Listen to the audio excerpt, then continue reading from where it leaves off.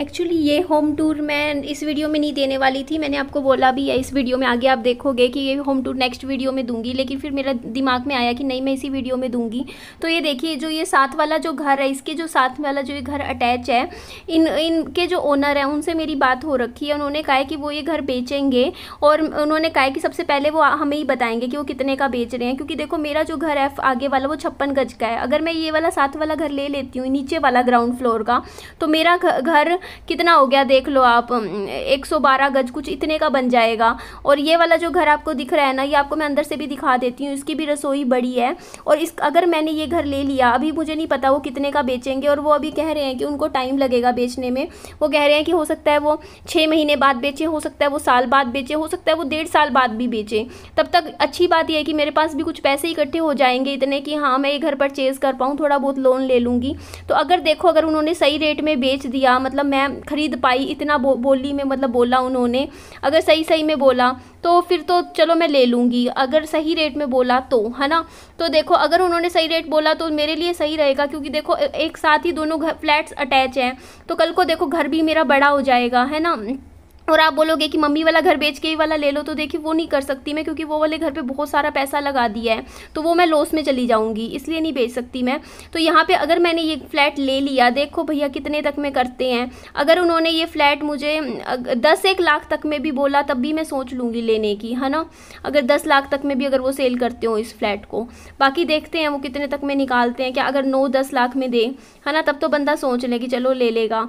देखो क्या पता कितने का निकाले आने 6 महीने साल, और मेरा कितना ब्योत बनता है। अगर ये ब्योत बना मेरा, तो देखो ये जो दीवार है बीच की, ये मैं यहाँ से निकाल के यहाँ एक दरवाज़ा लगवा दूंगी छोटा, है ना।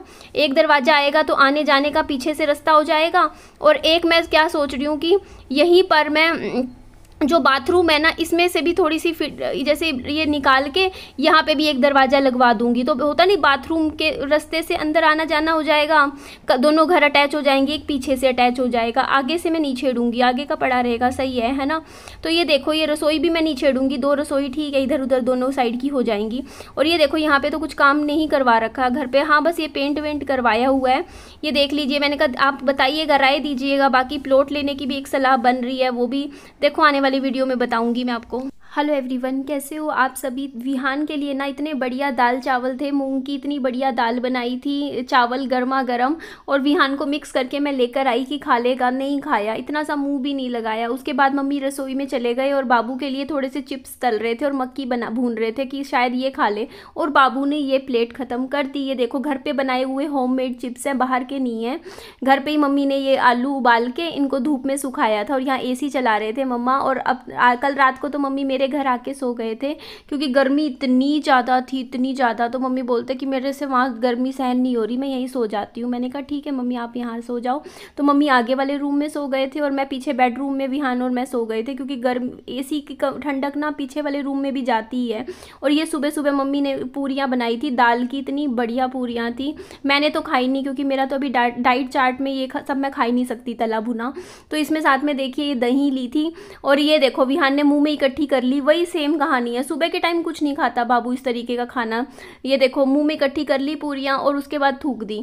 तो ऐसे ही होता है, ऐसा नहीं है कि हम बाबू के लिए कुछ बनाते नहीं है, हम पूरा दिन बनाते हैं, कभी कुछ कभी कुछ। लेकिन बच्चे का ना ऐसा होता है कि जो चीज़ अच्छी लग गई मेरे बाबू को वही खानी है। अब वो सैंडविच अच्छा लगा, मैंने अभी 1-2 दिन पहले जोमेटो से मंगवाया था ग्रिल्ड सैंडविच, तो वो विहान को बहुत ही ज़्यादा पसंद आया। उसकी मैं रेसिपी सोच रही हूँ मैं सीखूँ, क्योंकि एक वो होता है ना माइक्रोवेव, किस में बनता है ग्रिल्ड सैंडविच, कोई मशीन आती है ना, वो मुझे परचेज़ करनी पड़ेगी, क्योंकि ये सैंडविच खुश होकर खाता है। मैंने देख ली वो चीज़। तो जैसे ब्राउन ब्रेड आती है, मल्टीग्रेन ब्रेड आती है, उसमें जो भी उसमें लगाते हैं, वैसे तो अच्छी तो नहीं होती है मियोनी वगैरह उसमें लगानी, लेकिन अपने हिसाब से कुछ जैसे आलू भर दिया उबला हुआ करके, उसको सैंडविच तैयार करके बाबू को खिला दिया। तो ये देखिए ये नेक्स्ट डे का टाइम था, और सुबह आज मैं 7:30 बजे उठी थी। उठते ही मैंने बस नहा ली थी। नहाने के बाद अभी तक मैंने बालों में कंघी नहीं करी है, क्योंकि सुबह सुबह एकदम से इतने हड़बड़ी काम हो जाता है कि क्या बताऊं मैं। तो पहले मम्मी ने रसोई में पूरियां बना ली थी। विहान के लिए तो मम्मी खाना बना लेते हैं, लेकिन मेरा खाने का ऐसा रहता है, मेरा लेट हो जाता है, खाना टाइम से नहीं हो पाता, क्योंकि मेरे को अब ना मेरे जो जिम वाले सर हैं उन्होंने कहा है कि मेरे को ना घी नहीं लगाना रोटी में, तो मैं पराठा तो वैसे ही नहीं खा सकती, ना पराठा खा सकती ना पूरी खा सकती। तो सिंपल मेरा डाइट में बोला है कि ना सर ने कि 2 रोटी आप सुबह खाओ, 1 रोटी आप दिन में खाओ और रात को, अभी मतलब प्रॉपर डाइट चार्ट सर मुझे देंगे, कहा है कि आज की डेट में मिल जाएगा मुझे, लेकिन वैसे एक बताने में बताया है सर ने। और रात को सर ने बोला है कि सिर्फ दाल लेनी है, जैसे एक कटोरी अच्छे से 2 कटोरी दाल खानी है। तो मेरे लिए तो ये खाना भी मुझे हैवी लग रहा था, क्योंकि मैं इतना खाना भी नहीं खाती थी, लेकिन अब मेरे को कोशिश करनी पड़ेगी, क्योंकि 2 रोटी मेरे को तो बहुत हैवी लग रहा है सोच के ही सुबह सुबह, क्योंकि मैं सुबह नहीं खाती हूँ खाना, पहले खा लेती थी बट आजकल मेरे को भूख नहीं लगती सुबह सुबह, बस मेरे को होता है कि मेरे को कुछ लिक्विड मिल जाए, क्योंकि गर्मी इतनी ज़्यादा है।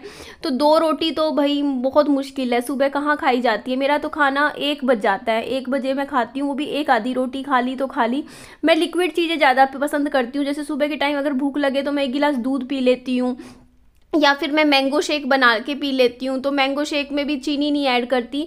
और सर ने मेरे ये बॉर्नवीटे वगैरह भी छुड़वा दिए। सर बोलते, मैंने कहा सर मैं हॉर्लिक्स डालती हूँ दूध में, तो सर ने कहा नहीं हॉर्लिक्स भी नहीं डालना, लेकिन जो मेरा वाला हॉर्लिक्स है ना उसमें आर्टिफिशियल स्वीटनर है, वो वैसा वाला मीठा नहीं है, जैसे चीनी नहीं है उसके अंदर, जैसे वो कहते हैं ना 0 कैलोरी वाली जो स्वीटनेस होती है वो वाला है। बट अभी तो वो भी फिर मैं नहीं ले रही। मैंने कहा सर, अगर सर ने मुझे प्रोमिस किया है कि अगर आप मेरे हिसाब से चलोगे, जैसा मैं डाइट चार्ट दूँ वो ही खाओगे, और जैसी मैं एक्सरसाइज करवा रहा हूँ उसे प्रॉपर अच्छे से फॉलो करोगे, तो आपका कम से कम 1 महीने में 6 किलो वजन तो कहीं नहीं गया, अपने आप कम हो जाएगा। और अच्छे से मेहनत करोगे तो क्या पता ज़्यादा भी हो जाए वजन कम। तो मैं तो उम्मीद करती हूँ अगर मेरा 1 महीने में 5 किलो भी वजन कम हो गया तो मैं बहुत खुश हूँ, 4 किलो भी हो गया मैं तब भी खुश हूँ, क्योंकि कुछ तो कम हो, क्योंकि मेरा वजन इतना स्टक हो चुका है ना इस टाइम, बढ़े जा रहा है।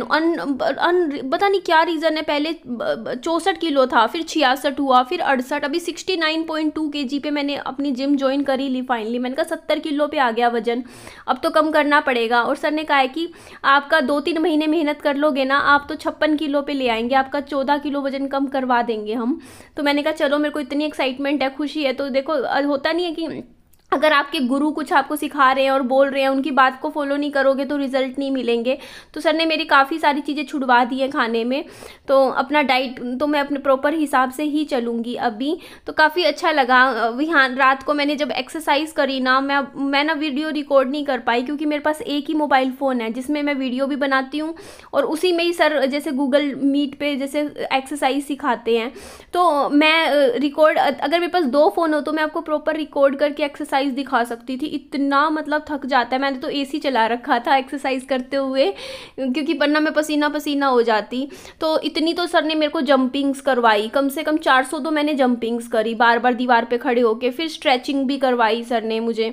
और उसके बाद जैसे मेरी लेट के वो जो होते नहीं है, मतलब लेट के वो वाली एक्सरसाइज मुझे सबसे टफ लगी। पुशअप्स भी करवाए, और वो पैरों की भी एक्सरसाइज करवाई, पैरों को लेफ्ट से राइट सर्कुलर में लेकर जाना प्रॉपर, मतलब ऐसी अलग एक्सरसाइज करवाई है, मतलब बता के ऐसे करो वैसे, जिससे सच में मतलब जिस बॉडी पार्ट को सर कह रहे थे ना कि इसको ऐसे करो, वो पार्ट मेरा इतना ज़्यादा मतलब सच में इफेक्ट लग रहा था मुझे। और वहाँ पे जैसे एक डॉक्टर थे, उन्होंने मुझे बोला कि आपकी तो बॉडी को हैबिचुअल नहीं है एक्सरसाइज की, आप तो फर्स्ट टाइम एक्सरसाइज कर रहे हो, तो आपका तो महीने में 8-9 किलो वजन भी कम हो जाएगा अगर आप अच्छे से फॉलो करोगे, क्योंकि आपकी कई लोगों की बॉडी ना यूज टू हो जाती है एक्सरसाइज करते हुए वही एक्सरसाइज, लेकिन आपकी बॉडी को अभी आदत नहीं है, वो तो लूज करेगी वेट जैसे जैसे आप एक्सरसाइज करोगे। तो मुझे इतना कॉन्फिडेंस फील हुआ, इतना अच्छा लग रहा है ना, मुझे सच में ज़रूरत थी एक गुरु की जो मुझे अच्छे से गाइड कर सके, क्योंकि मेरा से खुद से नहीं हो पा रहा था। और आपको पता ही है मेरी OCD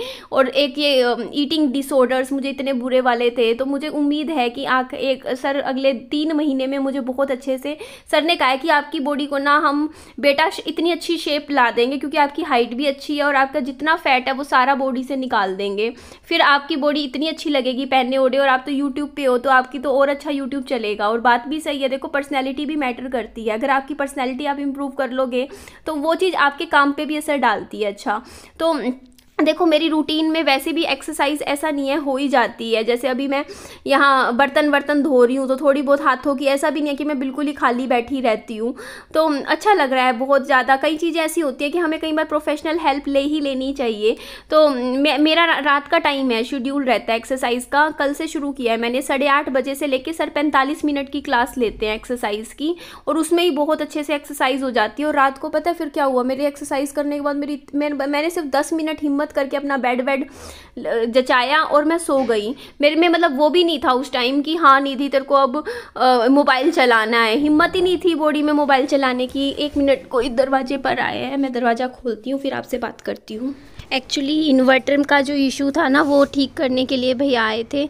कि इन्वर्टर में मैंने बताया ना कई दिनों से इन्वर्टर ख़राब था, तो वो ठीक हो रहा है, अभी काम चल रहा है। और देखिए मैंने एक घर पसंद किया है, जो कि भैया है जो घर बेचेंगे, उन्होंने बोला है कि उनको बेचना ही है घर, क्योंकि उन्होंने ना कहीं और ले लिया है, प्लॉट लिया है, और वो वहाँ पर घर बनाएंगे, तो वो सेल करेंगे। तो वो घर मैं आपको दिखाऊंगी, और दिखाना तो मैं एक्चुअली इसी वीडियो में चाहती थी, बट एक्चुअली ये वीडियो अभी ऑलरेडी इतना लंबा हो गया, क्योंकि मैं उस घर में का पूरा होम टूर दूंगी आपको अच्छे से। तो भैया ने बोला है कि वो बेचेंगे, अभी तो नहीं, लेकिन जैसे ही उसका होगा कि हाँ उनको बेचना है, तो उन्होंने मुझे बोला है वो सबसे पहले मेरे साथ ही बात करेंगे सेल करने की, जब उनको करना होगा। तो मुझे भी काफ़ी ज़्यादा अच्छा लग रहा है वो, और मेरे को लग रहा है कि मान लो वो भैया अभी नहीं बेच रहे, 6 महीने बाद बेचें, उन्होंने कहा है कि वो बेचेंगे, हो सकता है 6 महीने बाद, हो सकता है साल बाद बेचें। तो देखो अगर वो 6 महीने साल बाद बेचेंगे तो फिर हो सकता है कि मैं इतने थोड़ा सा अपना पैसे इकट्ठे कर लूँ, थोड़े से भी हो गए, बाकी लोन वोन करा के मैं ख़रीद ही लूँ, है ना। तो मैंने सोच तो बहुत कुछ रखा है, मैं कुछ ना कुछ सोचती रहती हूँ, पूछती रहती हूँ। तो अगर बात बनी तो बहुत ही अच्छा रहेगा, आपको भी मैं दिखाऊंगी। बाकी जो भी होगा आगे का, बाकी कुछ कह नहीं सकते हैं कि कैसे क्या हो सकता है क्या नहीं। और आपको एक और बात बताती थी कि ना हमारी लोकेलिटी में ना, पहले तो मैंने आपको बताया था कि इतने गज महंगा है, ये एरिया बहुत महंगा है, और ऊपर से 100 गज से कम का प्लॉट नहीं मिलता। बट अब अथॉरिटी ने यहाँ पे 60-60 गज के भी प्लॉट निकाले हैं, काटेंगे अभी, बिकेंगे आगे, हो सकता है कुछ महीनों बाद बिकना शुरू हो जाए। तो 60 गज के मतलब यहाँ पे 60,000 रुपये गज है, तो क्या पता थोड़ा कम गज का रेट का हिसाब से बिके वो, क्योंकि थोड़ा इस साइड पड़ते हैं वो, वहाँ मेन रोड पे नहीं है। तो अगर थोड़ा बहुत सही बैठा, तो अगर क्या पता ब्योत अगर बन गया और लिया गया तो बहुत अच्छा है, इससे अच्छी लोकेलिटी नहीं मिलने वाली। और 60 गज का प्लॉट मिलके अपना 3 मंजिला खींच दो, है ना, तो कितना अच्छा रहेगा। मैं तो सोच रही हूँ काश भगवान जी मेरा। मम्मी विहान को पढ़ा रहे हैं, थोड़ी सी देर ध्यान हटता है पढ़ाई से बाबू का, खेलता रहा। बाबू पढ़ाई करा करो ना, नानी कितने अच्छे से पढ़ाती है आपको। पानी पिला दे इसको, पानी का प्यासा। हाँ पानी पिलाए। तो देखिए मैं ये बोल रही थी कि हमारे इस लोकेलिटी के बाहर ही जो वो खाली ज़मीन है ना, वो मैं आपको किसी दिन मैं बाहर जाऊंगी तब वीडियो में दिखा दूंगी। वहाँ पे 60-60 गज के प्लॉट कटेंगे, अच्छे हैं, प्राइस भी वैसे अच्छा ही मिलने वाला है। तो अगर वहाँ पे भी बात बन गई तब भी कोई ऐसा बड़ी अच्छी बात है कि अगर बन जाए। देखो कब तक निकलते हैं, क्या होता है, मतलब सोचने में क्या जा रहा है, सोचने का कोई हमारा पैसे थोड़ी कटते हैं।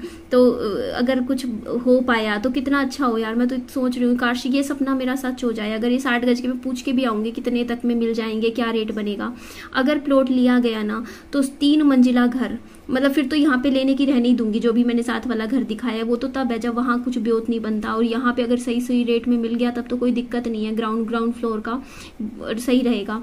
तो देखो वरना क्या होगा, 60 गज का प्लॉट लूंगी और उसको 3 मंजिला बना दूंगी, फिर तो जिंदगी में कुछ और वो रहेगा ही नहीं कि घर घर बनाना, कुछ नहीं, बस वो बढ़िया तैयार हो जाएगा।